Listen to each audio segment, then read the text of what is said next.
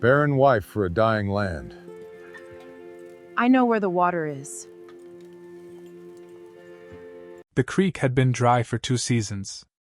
Every rancher in Ridge Fall, Montana knew the exact date the water stopped, the 15th of May, 1884, the way people know the date a loved one died. And they knew what it meant for the Brennan land, which sat at the base of the granite ridge and had depended on that creek since Silas Brennan's father drove the first stake into this earth. But they did not know about Ruth. Ruth Aldman, 29 years old, wide through the hips and heavy through the shoulders, arrived on the Tuesday morning supply wagon with one bag, 2 strong hands, and a reputation that preceded her by a single word, Barren. Her own father had written it in the marriage contract. No issue expected. Priced accordingly. What no one knew, not the men who arranged the contract, not the brother who suggested her name, not even the man waiting at the end of the drive, was that Ruth Aldman had spent 12 years watching land the way other women watched faces. Reading it. Understanding what it wanted and what it was hiding. And when she looked at the pale granite ridge rising above the Brennan Ranch, she saw something that no one else had thought to look for. This is her story. A woman the world called empty, who turned out to hold exactly what the land needed. Before we go on, if stories of quiet strength, second chances, and women who hold more than the world gives them credit for move you, take a moment to subscribe, and drop your city in the comments below. I read every single one. Now let us return to that cold Tuesday morning in Ridge Fall, Montana, where Ruth Aldman's wagon was just cresting the last hill. She had not been told much. The letter, delivered through her father's lawyer, not to her directly, which told her everything about how this arrangement had been made, stated the following: Brennan Ranch, Ridge Fall County. Working cattle operation. Seeking a wife of capable constitution and practical disposition. Domestic duties required. Livestock assistance welcome. Contract for 1 year, renewable by mutual agreement. Renewable. Not permanent. She had read that word 4 times. What the letter had not stated, that the creek had dried. That the herd had dropped from 71 head to 38 in 8 months. That the previous 2 hired hands had quit without notice, and the cook before them, and the ranch hand before that. That Silas Brennan had not left his property in 11 weeks because he did not trust what he might come back to. Doss, the supply man who drove her out, filled in what the letter had omitted. He did it the way experienced people deliver difficult news, matter-of-factly, with his eyes on the road, as though the information were simply part of the landscape. Creek dried in May of last year, he said. Brennan's been hauling water from the lower well ever since. Animals are thin. Not dying, but thin. Ruth said nothing. She was watching the ridgeline to the north. Pale granite, fractured in one long diagonal line near the base. A particular kind of fracture. She had seen it before. Who arranged the contract? She asked. Doss glanced at her sideways. His brother Connor put the word out. Silas needed help. Connor found what was available. Something in the way he said available settled into her, and stayed there for the rest of the ride. The ranch came into view as they crested the final hill, a spread of dark timber buildings against the dun Montana grass, everything built to last rather than to impress. The cattle she could see from the road were rangy and slow-moving in the near pen, carrying the particular lassitude of animals that have been thirsty long enough to stop anticipating relief. But it was the ridgeline she kept returning to. The color of the rock where it met the earth. The dense cluster of alder at the base of it, growing close in a way that alder does not grow without reason. He's a hard man? She asked. He's a fair one, Doss said. There's a difference. She picked up her bag before he had pulled the wagon to a complete stop. Silas Brennan came out of the barn. He was not what she had built in her mind during the long ride out, not the hollowed-out defeat she might have expected from a man watching his land fail. He was contained. That was the word for it. A man who had stopped spending anything he didn't have to spend, conserving himself the way the land around him was conserving what little moisture remained. He stopped several feet from the wagon and looked at her with eyes the color of creek stone in winter. Not warm. Not cruel. Evaluating, the way a man looks at a gate that needs rehanging, measuring the work, not assigning blame. Ruth Aldman, he said. Yes. She was already on the ground, having stepped down without waiting to be helped. The landing was harder than she'd expected, and the familiar heat moved through her, the reflex she had been managing since girlhood, the one that rose up when she felt herself observed, and she put it down the way she always did. Square shoulders. Steady eyes. He looked at her for a moment longer than was comfortable. Can you cook? Yes. Preserve? Salt work, lard rendering? Salt beef, dried fruit, smoked pork if you have the smokehouse for it. I can put up 40 jars of vegetables in a day with the right produce. She paused. I've done more with less. Something in his expression shifted, not warmth, but recalibration. An adjustment. Kitchen's through the back, he said. It'll need work. He walked back toward the barn without showing her where the kitchen was. Behind her, she heard Doss murmur, almost to himself. Fair. Not warm. I've worked for worse, she said, and went to find the kitchen. It was, as stated, in need of work. A side of salt pork left uncovered. A fire gone cold. Flour dried to crust on the counter. She stood in the doorway for a moment, taking the measure of it. Then she rolled up her sleeves. That first evening, when she brought coffee to the porch where Silas sat reviewing figures by lantern light, he looked up and she thought she saw it, not gratitude, not admiration, but something quieter. Recognition. She had walked into a difficult house and she had not flinched. You don't have to do this, he said, meaning the coffee. I know, she said, and went back inside. A small thing. But she had learned that small things were often where everything started. Ruth spent her first week doing what she always did in a new place. She watched. She watched the cattle move, where they drifted in the morning heat, where they slowed in the afternoon, which direction they turned in the hour before Silas's hand Ned drove them back to the night pen. She watched the way the land lay, the angle of the slope, the places where the grass thinned and the places where, against all logic in this dry summer, it held a shade of green that didn't quite match the season. On the fourth morning, she noticed it. Every evening, before Ned brought the herd back, 12 of the 38 head drifted consistently to the northeast. Not toward the lower well, that was southwest. Northeast. Toward the base of the granite ridge. She didn't say anything. She watched it happen again. And again. 3 more times, 4. On the 7th morning, she told Silas she needed to check the north fence line and could he spare her for an hour. He looked at her briefly and said yes, and she went alone. The ridge was farther than it appeared. The morning was already hot by the time she reached the base of it, and her dress was dark with sweat at the back and her feet ached from the uneven ground. She stood at the place where the cattle always stopped. She had marked it in her memory by the alder cluster, 3 trees grown close together at the base of the rock. She crouched down, pressed her palm flat against the earth. Cool. Distinctly, unmistakably cool in soil that should have been baked through. She sat back on her heels and looked at the ridge above her. The long diagonal fracture in the granite. The angle of the slope. The way a creek, diverted above by old rock movement, might travel down through fractured stone and pool beneath the surface, blocked from breaking through by something driven into the earth above it. She thought about the alder trees. She thought about the cattle. There was water under this ridge. She was certain of it with the kind of certainty that doesn't come from reasoning but from years of watching land and learning what it says when it's trying to say something. She walked back.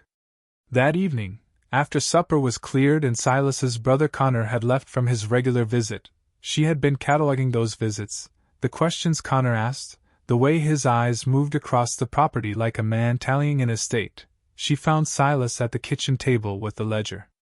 Mr. Brennan, she said. He looked up.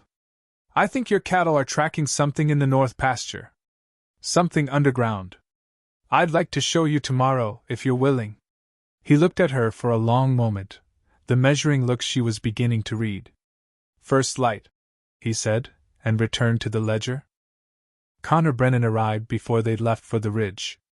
He was not a large man, but he occupied space the way men do when they believe their presence is automatically welcome.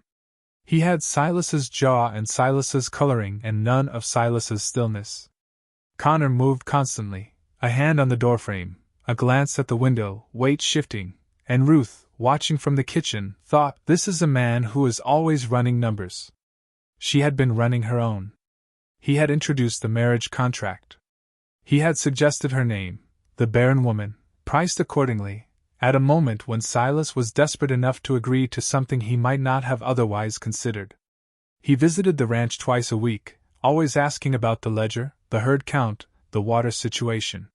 Twice in Ruth's hearing he had mentioned a land buyer from Billings who was asking around. She had said none of this to Silas. Not yet. What Connor said that morning, standing in the kitchen with his hat in his hand. "Billings buyer raised his offer, Silas. It's generous given the water situation. More than generous.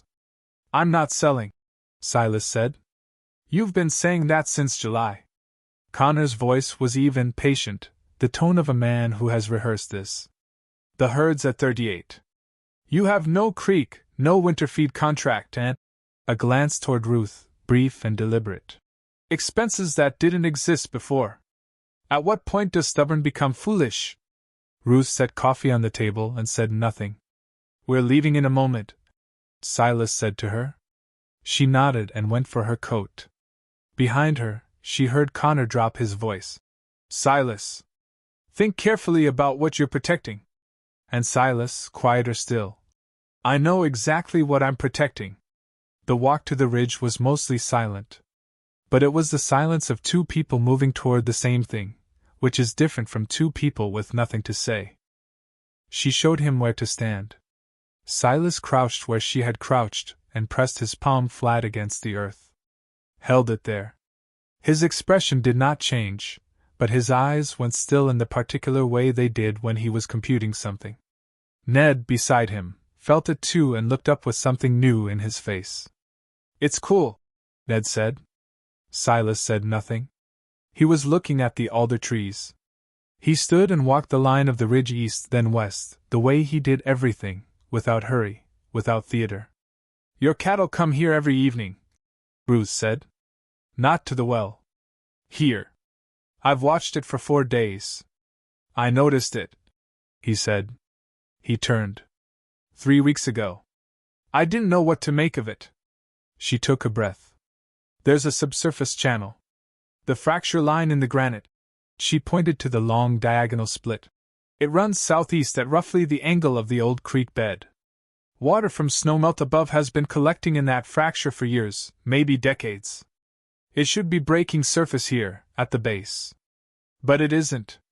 She moved to a section of earth where old fence posts stood rotted and half-sunk, deep enough that their tops had long since gone. "These. Whoever drove them in, they went down 8-10 feet. In clay-heavy soil, a post that deep disrupts subsurface flow. The water's there. It's simply been blocked." Silas looked at the posts for a long moment. "My father drove those," he said. 1869. He couldn't have known what was underneath." A silence opened up across the ridge. Wind moved through the alder. Somewhere below, a cow called. "If you're right," Silas said slowly, "and we pull them, the channel releases. Not immediately, not a flood. A seep first. Then a steady flow. Following the slope east, it would reach the pasture troughs within a week." She held his gaze. "I could be wrong. I don't think I am, but I could be. And if you're wrong, we pull old fence posts and we're out 2 days' labor." "Yes." He looked at her for a long moment, a different look than the fence-mending calculation she had grown used to. Something beneath it. "Get Ned," he said. "We start this afternoon." They pulled the posts over 2 days, working from first light, Silas and Ned and Ruth keeping water and food coming and watching each post as it came free of the ground. The 6th post came out dry. So did the 7th. On the morning of the 2nd day, the 8th post came free of the earth wet. Not damp. Wet. Dark earth at the bottom of the hole, gleaming. Ned made a sound that wasn't a word. He dropped to his knees and pushed his hand in and pulled it back with mud on his fingers and stared at it like he was holding something that shouldn't exist. Silas looked at Ruth across the open ground. She did not let herself smile. Not yet. But she breathed, fully, for the first time in days. "Pull the 3 posts east," she said. "And the 3 west. Give the channel room." Nobody asked why. They pulled the posts. By midday, the water was moving. Slow at first. A dark seep widening at the base of the hole. Then a line of wet earth extending east, following the slope, finding the path that had been waiting for it beneath the ground. Not gushing. Not dramatic. Simply water, going where water was always meant to go. Silas stood at the edge of it and watched. Ruth stood beside him. She thought about the cattle that had known before anyone else. She thought about the cool earth against her palm on the morning she'd walked out here alone. She thought about the contract that had called her Barren and priced her accordingly, and the ridge that had turned out to have exactly the same problem she did, something vital, blocked from reaching the surface by something driven too deep, too long ago. 3 days later, with the east pasture already showing the faint return of green and the cattle drinking long and slow from the new flow, she asked Silas quietly, "How long has Connor been in contact with the Billings buyer?" The kitchen went still. "Longer than he's told you," she said. Not a question. She laid out what she had observed over 4 weeks. The visits, the timing, the specific questions Connor asked, the way the offer from Billings had arrived precisely when the water situation was at its worst. The way a man who wanted a ranch to fail might arrange for it to appear irreparable. The way he had suggested her name for the contract. Silas was quiet for a long time. "He thought a woman in my position," she said carefully, "would have no standing to notice anything. Or to say it if she did." Another silence. "He was wrong about that," Silas said. "Yes," she said. "He was." Connor came on a Friday. He came alone, which was the most dangerous version of Connor Brennan Ruth had yet encountered. A man who comes alone has stopped performing. Silas was in the yard when the horse came up the drive, the water running east behind him, visible from the gate. Connor dismounted and stood looking at it, at the faint green returning to the east pasture, at the cattle moving with more purpose than they had in months, and something moved through his face that he closed off quickly. "Found water," Silas said. "I can see that. My wife found it." Connor's eyes went to Ruth, who had come out to stand at the edge of the porch. He looked at her with the same quick assessment he'd used on arrival, the calculation of a man deciding how relevant she was, and this time the calculation came back different. She watched him understand that he had made an error. She watched him decide it was still manageable. "Silas," he said, turning back, "we should talk privately. The surveyor father hired in 1871 noted a possible subsurface feature on the North Ridge," Silas said. "I found the report last night. In the estate files you told me held nothing useful." Connor's expression went flat. "There was a note in father's hand beside the surveyor's entry," Silas continued. "He was going to investigate in the spring. He died that winter." He paused. "You went through those files after he died, Connor. You told me yourself." The yard was very quiet. "Silas," Connor said. The patient, practiced voice. "I was trying to protect you. This land has been." "You suggested the contract," Silas said. "You chose a woman you thought would fail here. You needed the ranch to collapse so the sale would look like my only option." He said it without heat, as a man who has finished weighing something and reached a verdict. "How long have you been working with the Billings buyer?" Connor looked once more at Ruth. A different look now, not dismissal, but the look of a man revising what he thought he understood, too late for the revision to be useful. "Get off my land," Silas said. Quiet. Final. The way he said things that were done being discussed. Connor left. He left at a pace faster than he'd arrived, and the sound of the horse fading down the drive was one of the more satisfying sounds Ruth had heard since she'd stepped down from the supply wagon 3 weeks before.